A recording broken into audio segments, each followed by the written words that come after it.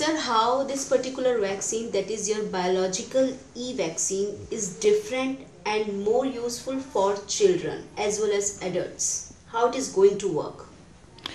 So Corbevax is called a protein subunit, and currently we have an example of hepatitis B vaccine, which is also similarly a protein subunit vaccine.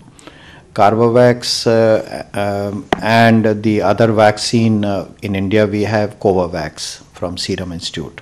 So we have now these two vaccines, and Corbevax yesterday, as we know that it has been approved for children 12 to 18 years.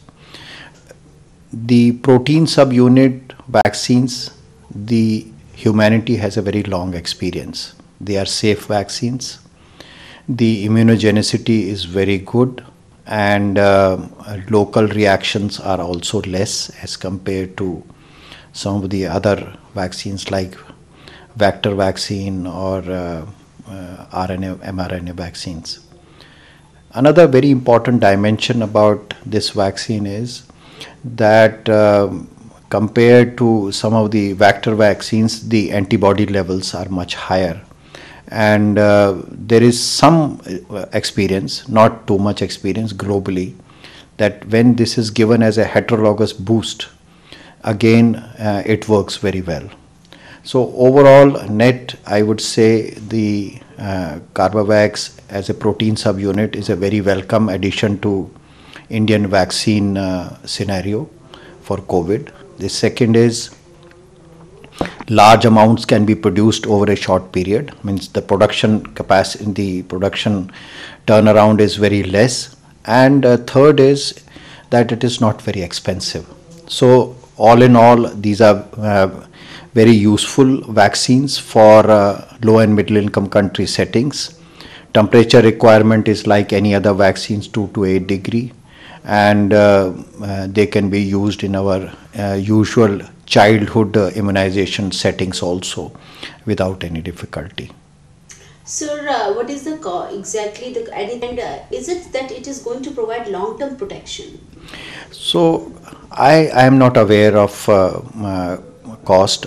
I'm not involved in the cost process, but long term it will behave very similarly like other vaccines also, that you have two primary injections, and then now since in India we have most of the people, adults, have already received the vaccine. It can be, there is a potential option if the data is available and we find that there are no increased reactogenicity, then as a precautionary dose or as a booster dose also this can be used. Sir, are they doing the clinical trials on a heterologous group also? Yes, that's what we have been given to understand, that the company as well as there are some academic groups who are looking at heterologous boosting schedules.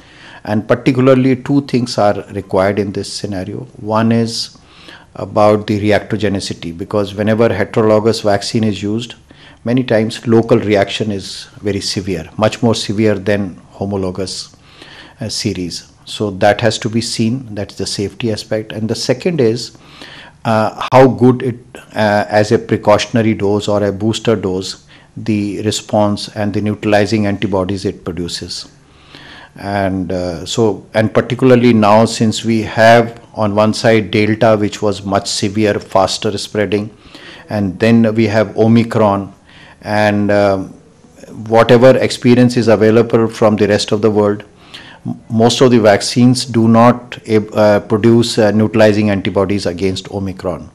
But this vaccine, how it works in a boosted environment, particularly when the natural infection is so widely spread, one will have to really look at scientific data and then decide how good it is in our kind of settings where natural infections are very common. लाल मातीतली कुस्ती म्हणजे